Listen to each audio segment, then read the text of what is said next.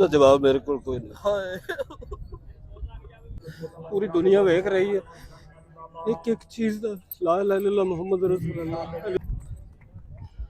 सैयद नौकर अब्बास काज़मी, बड़े अरसे का मेरा एक सवाल आई, एक क्वेश्चन आई, और मैं कोशिश करता पाया भी मैं सवाल किसी सवार को पूछा। माशाल्लाह सैयद भी सवार भी। अस्सलाम वालेकुम शाह साहब। वालेकुम। शाह साहब घोड़ा जिस टाइम दौड़ के आंदा कितनी स्पीड होती है?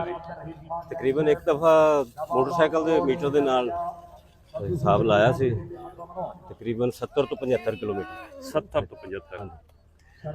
घोड़ा अपनी फुल स्पीड दौड़ रहा 70 तो 75 की स्पीड दे विच। अगर उस सवार दे बाजू ना आवन तो किवें लासी घोड़े तो?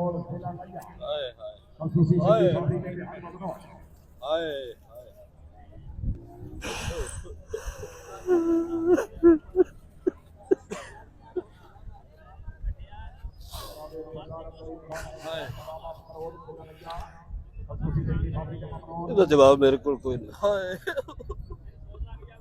ਇਹ ਬੀਬੀ ਪਾਕ ਜਾਣੇ, ਬੀਬੀ ਪਾਕ ਦੇ ਮੁਹਾਫਿਜ਼ ਜਾਣੇ। ਅੱਲਾਹੁम्मा सल्ली अला मुहम्मद। नहीं मैं नहीं,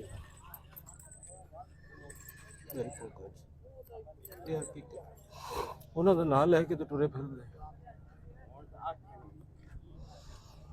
ਇਹ ਉਹਨਾਂ ਦੀ ਹੋ ਜਾਂਦੀ। बाबा जी बंदा सोच ही नहीं सकता, एक आम इंसान के समझ आने वाली चीज़ां कोई नहीं। ये हकीकत है। सॉरी मौला हुसैन बादशाह तो सलामत मेरे जरी ताकत रहे। ये सवाल इमाम ज़माना अलैहिस्सलाम तक पेंडिंग कर लीए फिर की आते हो? बेशक बेशक ਇਹਦਾ वो जवाब वारस आप ही करनगे सर।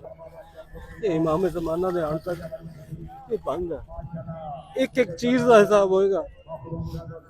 पूरी दुनिया वेख रही है एक एक चीज़ का।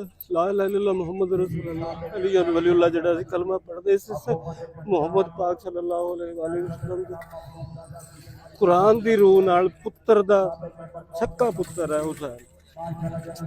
अबना नवा अबना